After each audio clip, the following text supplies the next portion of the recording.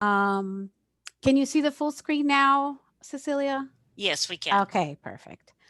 Um, so my presentation today is about the use of synchronous class meetings, and mostly in the sense of trying to find balance, considering this new context that we're living in, mostly a context not so much. I mean, it is related to the lockdown and the schools closing, but mostly focusing on the new audience for online and the differences that this has played in what were the best practices for synchronous learning before and after, when now we have this new audience that actually didn't choose to have classes online, at least at first. So let me see here if I can make this work. Okay, so my objectives for today, I want to discuss the role of synchronous. I'm actually going to try to capture some of what the research says about synchronous so far. Actually, everything that the literature has in place in terms of synchronous is still very, very useful. And then I'm going to discuss how to identify when and how to plan for synchronous interaction as part of the course design, and list some strategies that I have found, especially in my work at the Inter-American Development Bank, where we helped a lot of faculty in Latin America and the Caribbean to move to online since the beginning of the year. So I'm going to start to look at my agenda is to look at the context and its effect on the role of synchronous in online education. What is considered an online, what is considered synchronous, because depending on how much you put synchronous in there, you might have a different kind of mix. What does the literature say? The change in the context, and then some recommendations for this moment. So I want to start first with something that many who haven't studied online education for too long do not realize that. But the history of online education is asynchronous. If you look at the bulk of the best practices that are in the literature, they all, sometimes they don't say it, they don't say asynchronous or synchronous, but they are referring to asynchronous communication. Everything that you'll find in terms of pedagogy, in terms of design, focuses on this aspect. Um, and there are many reasons for that. Some of the reasons, and I started working in online education in the early 2000s, and I remember, you know, I worked at UMUC for 13 years, now UMGC, and I remember piloting several projects with Synchronous. And one of the issues with Synchronous was the technology. The technology was just not there, and so it was very frustrating to use it. But there was also another element, and that element is who was the audience for online education. The basically people that come from the distance education world, they are focusing on students that either want that mode of education because they can't be at a certain place and they can't be at a certain place at that particular time. So basically, there's these two levels of freedom of space and time that is a pillar for everything that comes afterwards, and everything that was considered in bringing synchronous to the mix was always meant to eliminate one of these levels of freedom. And for those who have, when technology got better in the last, I would say, 3 to 5 years got better, the synchronous kind of technology, I'm sure that many who experimented with synchronous adopted it in a very infrequent way for certain specific things, because it had a very negative effect in terms of accessibility. For my audience, for example, in Latin America, the synchronous, beside, although the technology is there, it requires that students and faculty have a seamless connectivity through long periods of time. So synchronous still imposes this kind of technological limitation, but obviously much less than before. So I think it's important to have this in mind when we look for answers related to the use of synchronous, is that actually we don't have that much time and that much really large research of synchronous working well and in massive ways to be able to have best practices related to that. So 2020 is different. We have an influx of a new audience. This has created an entire new set of requirements, demands, and needs. And I think this is so important. And I felt it really in everything I did this year. And it took me a while to really understand some of these needs for this sense of belonging, for this element of empathy. And we talked a lot about empathy and everything we did in the training that we did in the region. And it was after hearing this over and over again that really gave me a deeper understanding of this. And I understood at this point that the synchronous has this element, even when it is frustrating, that for people that are coming from the traditional teaching, the synchronous provides this sense that we are together here. And I think in a way, what happened for many institutions was that at least at first, this seemed as the answer, I will be able to transport everything that I was doing face to face. The best way to do this is to look at this, which is at least intuitively the closest thing that I have to face, and I'll just take it all there. And a lot because this audience, and I have to always, when I say audience, we think first as students, but it's not only students, it's students and faculty who did not choose that mode. Many of them, even in institutions where they had some online learning, they were not part of that. They didn't want to do that. Many students, maybe they had the option of doing it online and they didn't do it for a reason. So being pushed to do this, the synchronous, at least at first, seems like the closest thing to do. So what this means is we have a whole new set of needs and requirements. Some of them are needs that it's even hard to assess. So if you think of the work of an instructional designer working with an SME in terms of looking at the needs analysis and doing all that work, now we're actually talking to the audience and trying to learn on the fly what these needs are. And they are not clear. They're not clear even for them, especially in this particular situation.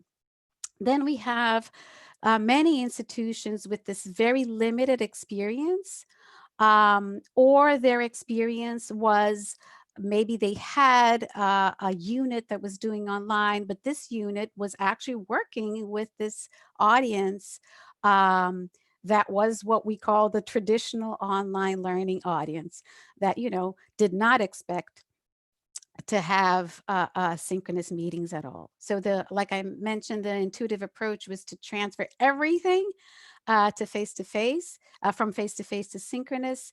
And this was really a pitfall.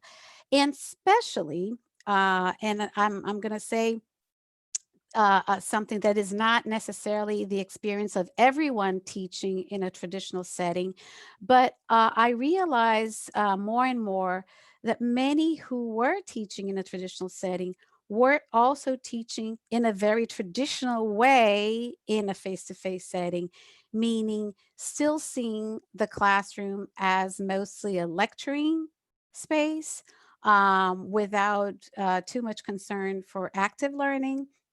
So then this transition to the synchronous becomes even more of a pitfall because it becomes just, almost just lecturing, and then producing video from that.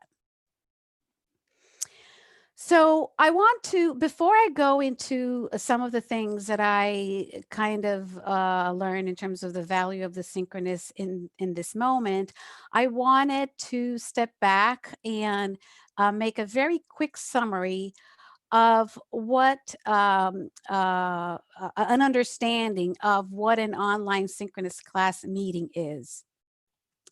So and I'm going to do that step back because I also learned that even the term synchronous and asynchronous was very confusing to people.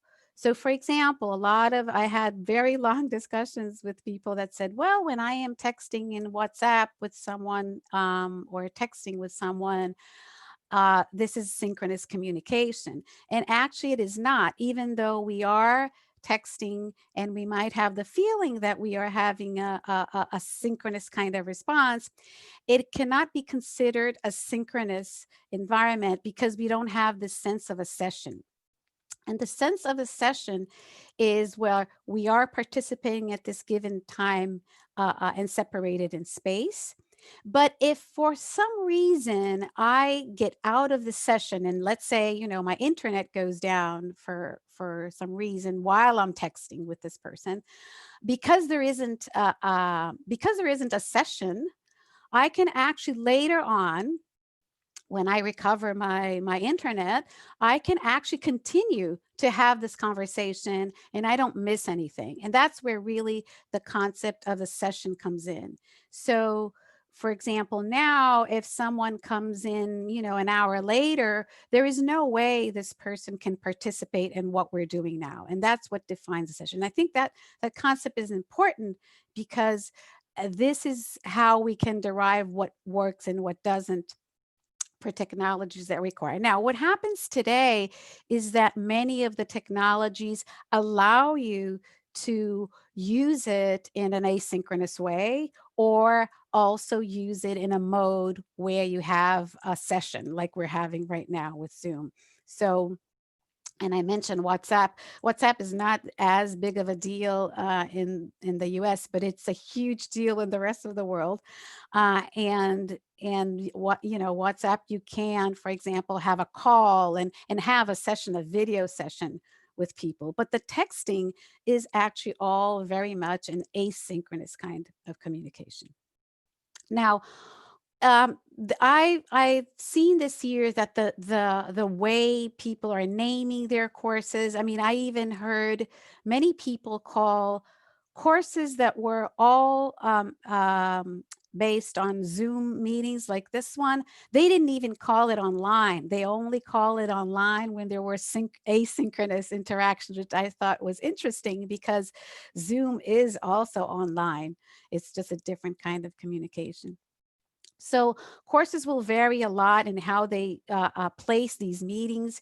You might have what they call the synchronous online courses in which, every single major interaction happens through synchronous meetings, but even that might be a little fluid. It will depend on how the institution has established other means of communication.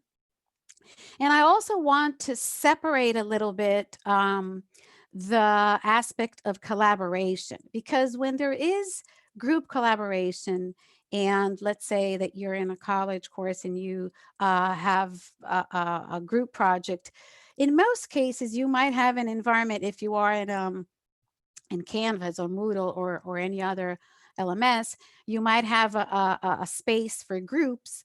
But in fact, these groups, they might use both synchronous and asynchronous means of communication to do their collaborative work, right?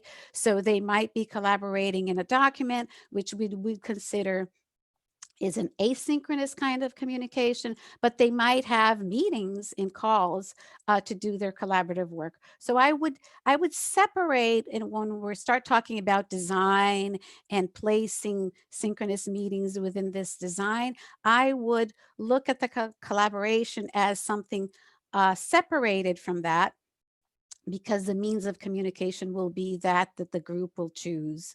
And in fact, online, when you want to have elements that tell you something about the collaboration. Actually, asynchronous meetings are much easier than the synchronous meetings, because usually people don't record their meetings. So what does the literature up until now say about the use of synchronous? So this is a very summarized literature, and I have to thank Barbara Birch for helping me with that, because she had done a great summary, and I used that for these findings.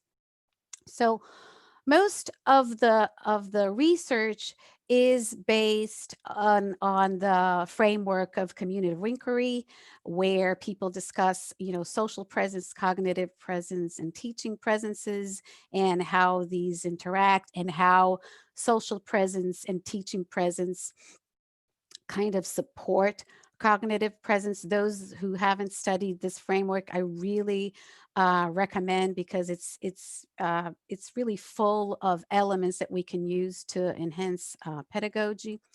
And synchronous meetings are viewed as a way to enhance the sense of belonging that we mentioned before, and it affects the confidence, right? It reduces a sense of isolation. It reduces a sense of frustration of being, I don't know what to do, because you have that moment where everybody's together.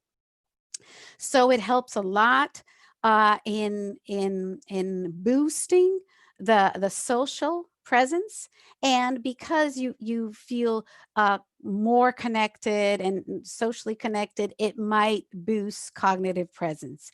However, I would make a parenthesis there, that usually the spaces where conversations are held asynchronously, they tend to be deeper in terms of cognitive processes, because you have to write, because you have to express yourself in a more formal way. So in many cases, the forum discussions are deeper in that sense.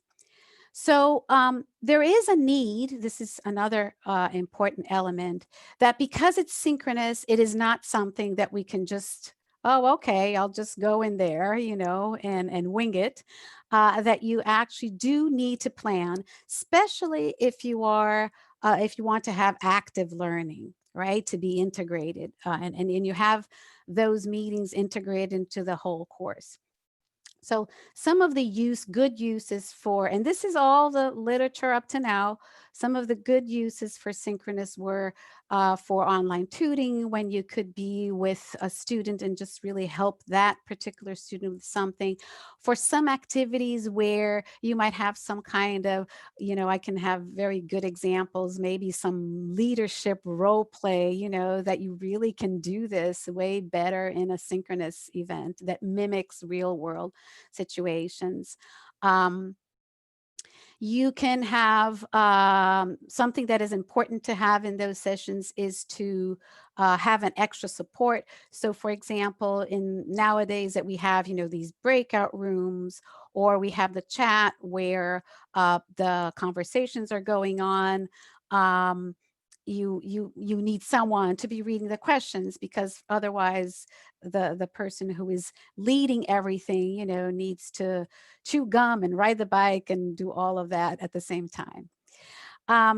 Synchronous also is much better for decision making of quicker things and simpler. So you want to do a brainstorming, you have something very quick that you have, maybe some decision to make as a group, like setting up a group. These are very useful to be done synchronously. And these things actually are done much faster. I mean, actually, our experience of collaborating both synchronously and asynchronous gives us a lot of information of what are the good things in class for that kind of technology.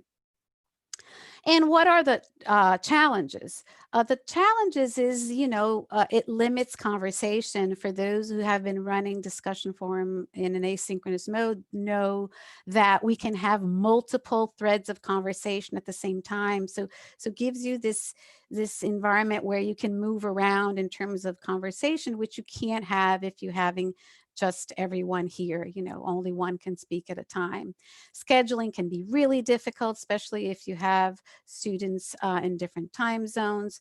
Requires good setup. I mean, this, like I mentioned before, we've felt a lot with our audience in many places that are that don't have good connectivity, or that they have connectivity, but they have a weak signal that comes and goes. It can be problematic.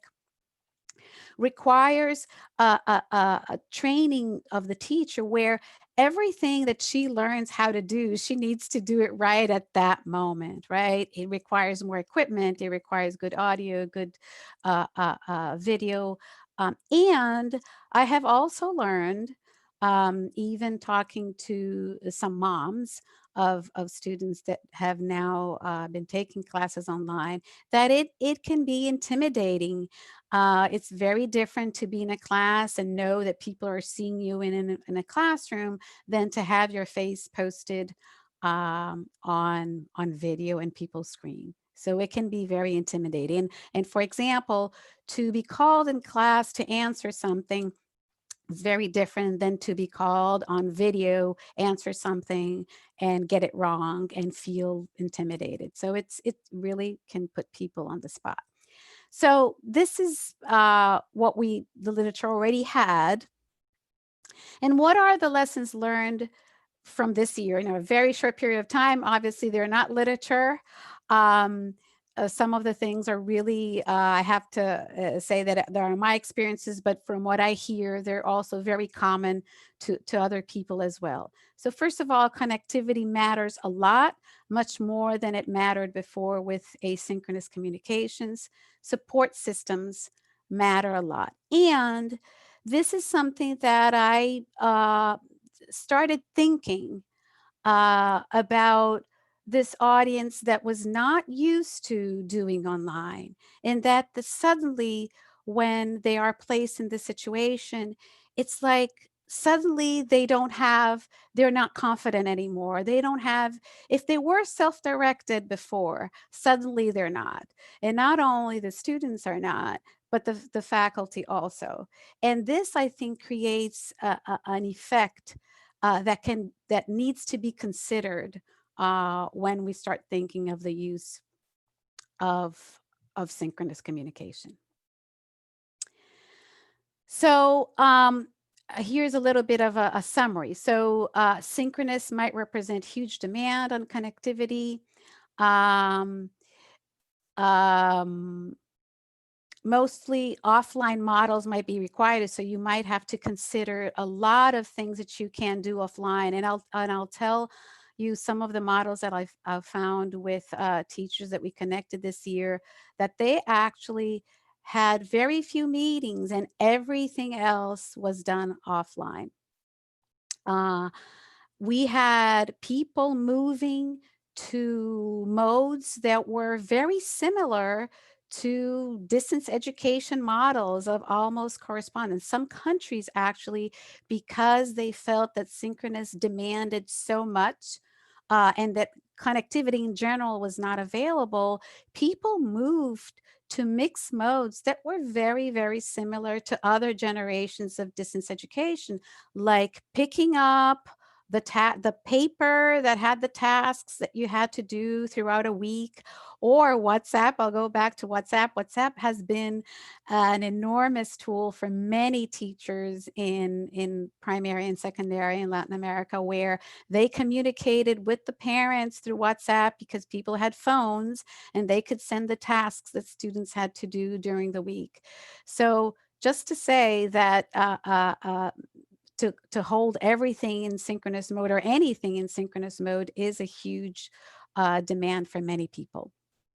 The other thing is that many students in more in areas where connectivity or they did not have the resources, a lot of students don't have equipment for themselves, so they have to share equipment. That was something that we heard many times.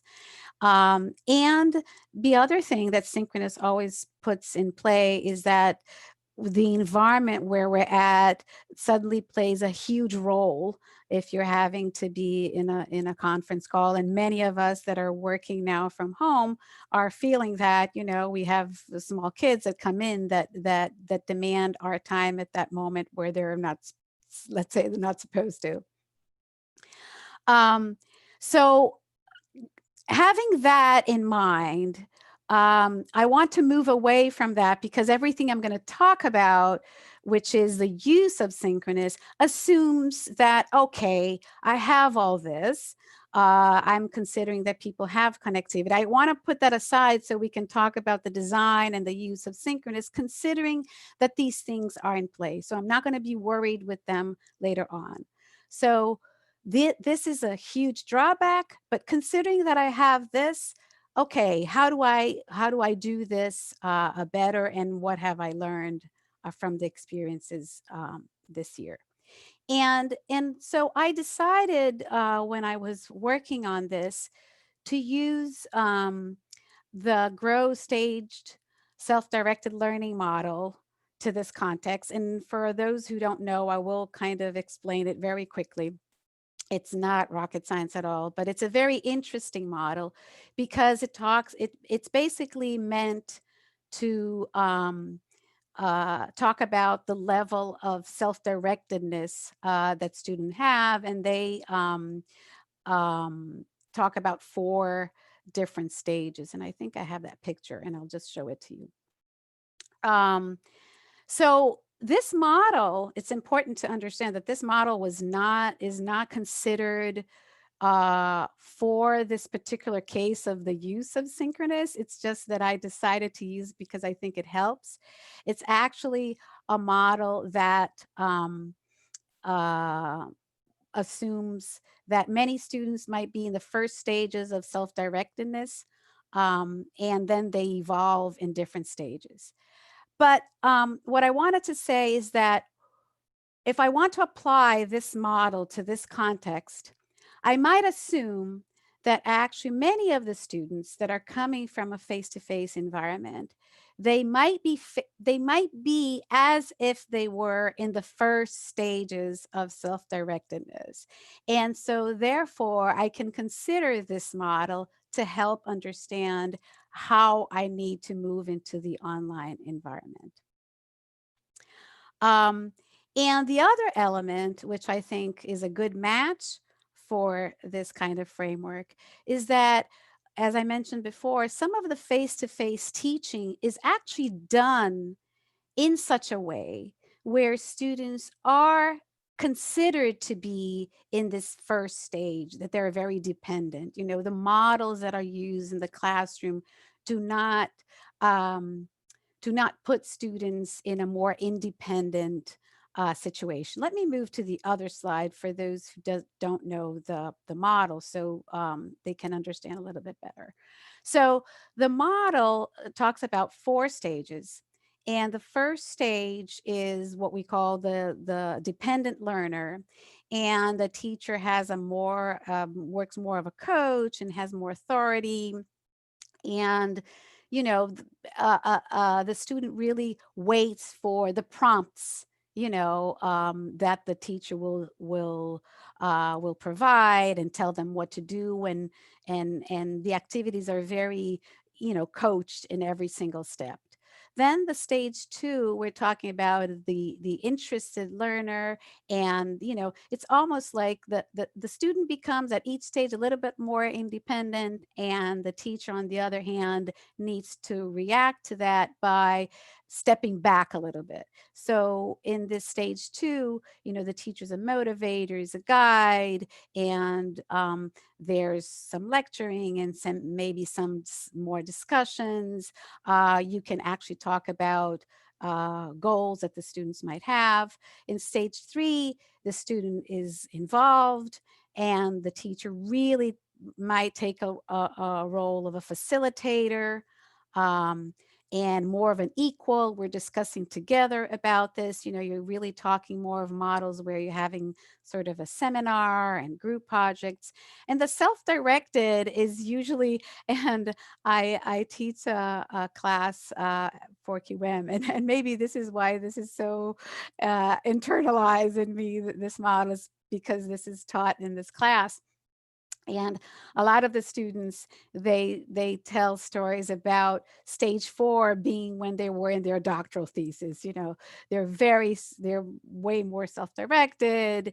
The teacher is really a consultant where they meet sometimes. It's more of an internship that you have one-on-ones and things of that sort, or study groups. So what I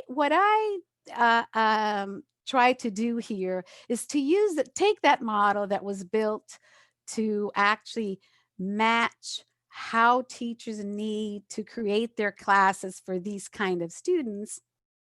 I decided to think about using these models to say, students are now coming into this online world, and maybe there weren't students that they were dependent, but in a way, I might consider that if they didn't have any experience online, they suddenly were placed in that situation in which they are very dependent. And my assumption in all of this, and you bear with me because this is really more of trying to build an analogy, was that synchronous, the role of synchronous in this particular moment is a way of mitigating this sudden lack of self-directedness. And the synchronous comes in to mimic F2, face-to-face meetings in at first, because it is more intuitive, like we said before. It's less threatening because you don't the online asynchronous communication environment already requires students to really know their ways much more. It's not just connecting and being in the class. And I want to use the model then to look at how this might evolve. So as students and faculty adapt to being to an online environment, there might be then a better possibility to have this transition, and I think almost like a pendulum. The pendulum moves all the way, everything is synchronous. And now that we're more comfortable, people can transition to less synchronous communications, and then actually really be able to adopt some of those best practices that are being taught are more possible because people feel more comfortable in the online environment. It doesn't mean that the synchronous will be eliminated, but as you move into this in this place where people are more confident, you might phase out of the situation where everything is synchronous and it assumes less prominence. You might use it in a different way or for what it does best, and you can then blend in more elements that are not um, synchronous.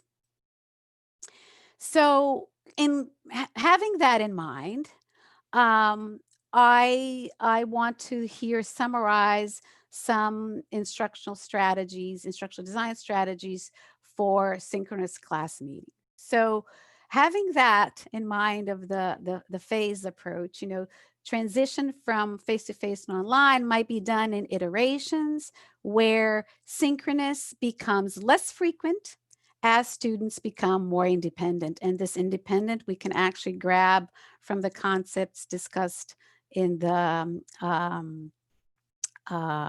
self-directed, the stage self-directed learning framework. And when we transition to asynchronous forms of communication, Where does the asynchronous part really have such a good role to play? It is when we want to focus on developing critical thinking, develop analytical skills, like I mentioned before, the cognitive presence where people can process their thinking or problem solving strategies, um, having the multiple threads of conversation, and even giving independence for students to do different things depending on, as we evolve in that staged approach, we can give more liberty to students to maybe choose something that they want to do and, be in this conversation and not be in that conversation. And actually there's I'm going to talk about some approaches because it's very different when you have a design face-to-face class that you want to transition this to an online class than from a class when you're designing from scratch. I would say, and this actually I heard said in a presentation that QM did sometime back this year, where I can't remember the person, she was from accounting, but she had this rule of thumb that she said, start all asynchronous, do it all asynchronous, and then, only then, identify the places where collaboration comes in when it's relevant to have collaboration, and where the synchronous events are well suited. And one thing that helps you, first of all, is that if your class is designed that way, and maybe you include a lot of synchronous, but if for some reason the synchronous is not possible, you have something that works because this was planned out at first as asynchronous. So that was a rule of thumb that I think is very useful. I used to, in the beginning of this year, when I was talking to people, people that had never done anything, and they had events that were to be done in training sessions in 1 day or 2 days. I came up with this idea of a sandwich. I was going to put it in here, but then I decided not to. But the idea was that the bread was asynchronous, and some of the filling was collaboration and synchronous. But you had to start with things that were asynchronous to get people started and things of that sort. And then you would have these fillings that would be synchronous, and people at least paid attention, because I had these slides with tons of different sandwiches there discussing this concept. So, and as we do that, we want to use um, uh, the, and I wanted to say here, working on less complex problems synchronously, or something that, or complex in the sense of visual complexity. Actually, the sentence should have that. So the synchronous helps you to explain something in various details when visual helps you. Um, I mean, really, really important to consider the synchronous just for the social focus, establishing the early social connections, do wrap-ups of modules, for example, using synchronous.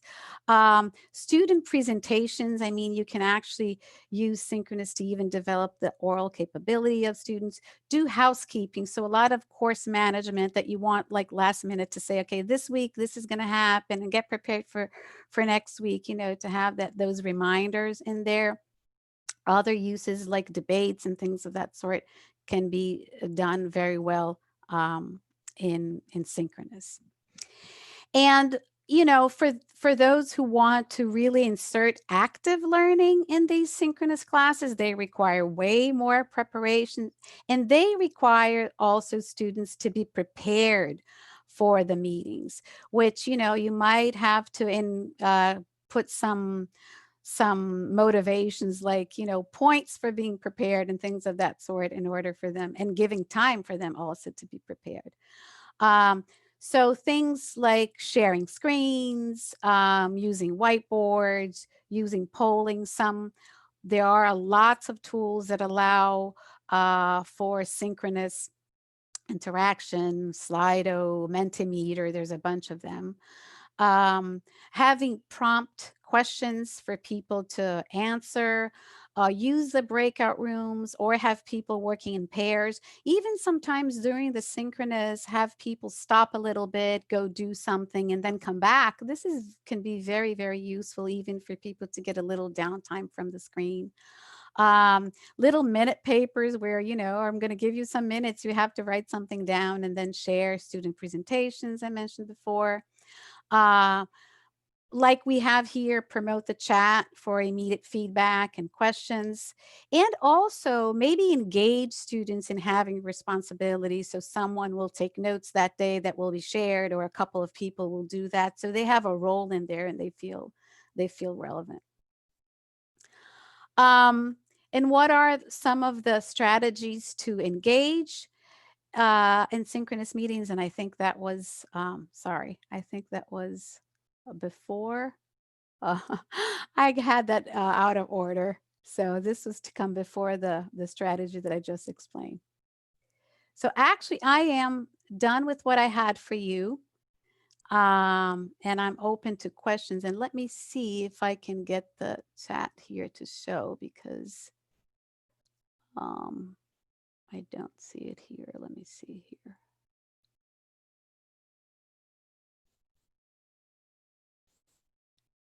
Yes, okay.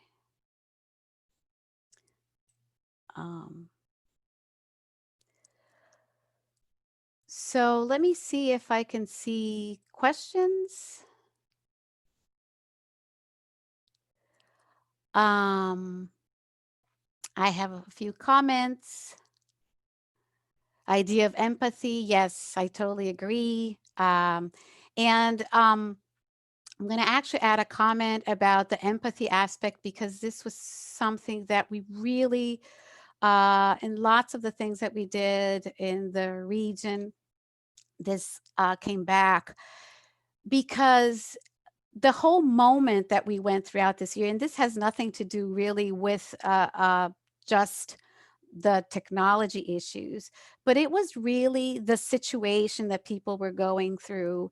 And we realized that we needed almost to tell many faculty and tell them that it was okay, that it was okay for making a bunch of mistakes, that it was okay, and that it was even important to, in this moment, reconsider even the content that they would be showing, revise the content.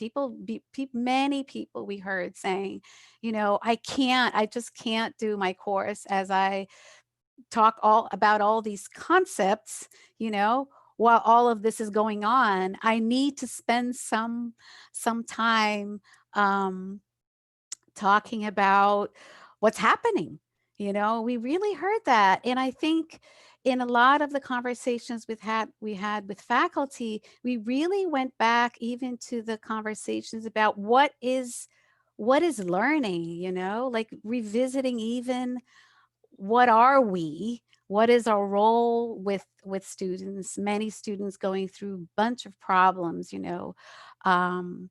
so it was a very very deep conversations sometimes we had with people. And I think empathy came up in many of these conversations. The PowerPoint is, if it hasn't been posted yet, it will. It's because I actually asked Barbara to do that for me today, so it will be available. Can you talk about the pros and cons of requiring students to turn on their videos? Oh, so we had, and this is such a new thing, right? Because that never even crossed my mind. But in some cases, I heard that institutions were requiring people to have their videos. I personally think that forcing people to have the video can be problematic in terms of those things of feeling this intimidation, and even sometimes because adding the outgoing video makes your connectivity worse. So I would consider all that. Now, there are And maybe what I would suggest is to maybe find middle ground. So, for example, people come in and you maybe want to have a little social time and you ask people, oh, have your video on for a little bit, but then not force them to do that. Yes, I think there is an issue of equity, exactly, because actually the whole use of synchronous has a huge issue of equity. So that's why I actually put it sort of separate after I started talking about it. And that's one of the reasons really why the history of distance education and online education has been all asynchronous, is very much related to equity. And any tips for mix of students very dependent with self-directed?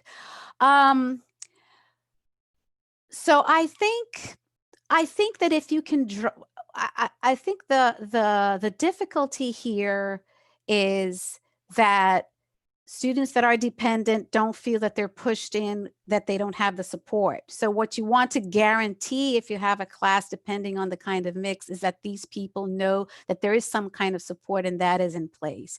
And for the very independent, I would say that you need to have some kind of layer that might be optional, that is that they can be doing something else. But what in many cases I found, and I'm not sure that this is the situation for faculty, is that a lot of these elements that maybe you could do on your own are not allowed by institutions, which is very sad. But I found that many institutions impose certain things, but maybe they are also imposing certain things because this is what was possible for them. And maybe this is a moment where they need to receive this kind of feedback in order to move forward with a little bit less of the policing elements that sometimes are very ingrained, right, in the relationships. Um, could you give an example of how equity issues are concerned? Well, equity in the sense of, for example, first, disabilities is one very big issue, right? So synchronous already creates a huge problem there.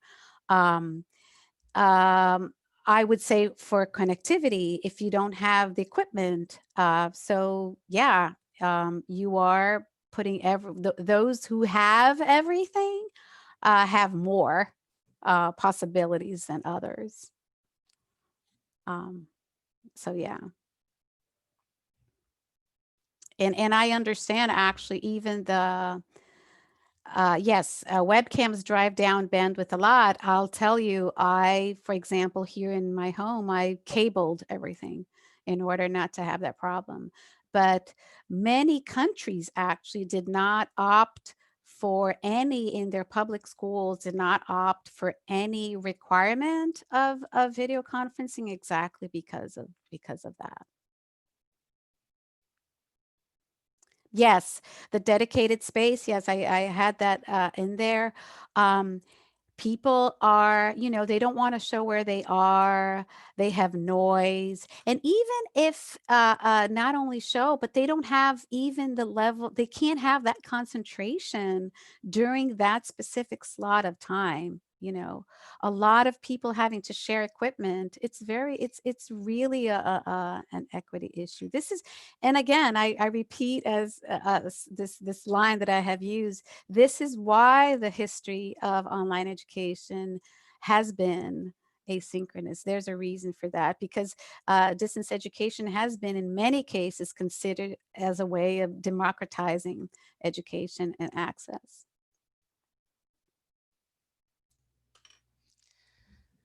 Well, Stella, we're out of Yes. time, so I want to thank you very much for your presentation today.